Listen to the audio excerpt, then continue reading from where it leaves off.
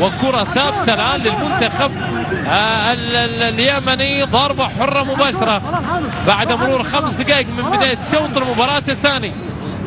وتعادل سلبي مستمر في هذه المباراة وفي هذا اللقاء.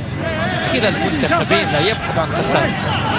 المنتخب اليمني لا يبحث عن خسارة ويتمنى بأن يذهب إلى كأس الخليج وهو بدون هزائم في الفترة الأخيرة. وهدف أول، نعم هدف أول يسجل المنتخب اليمني. عبد المعين البدين يسجل أول الأهداف.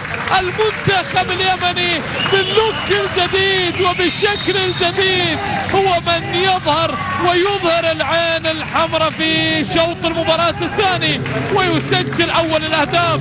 من يرتدي اللون الأحمر لون الخطر يحضر عبد المعين ويسجل أول الأهداف في الدقائق الأولى مع بداية شوط المباراة الثاني. 1-0 للمنتخب اليمني. اليمن تتقدم على المنتخب الكويتي بهدف مقابل لا شيء.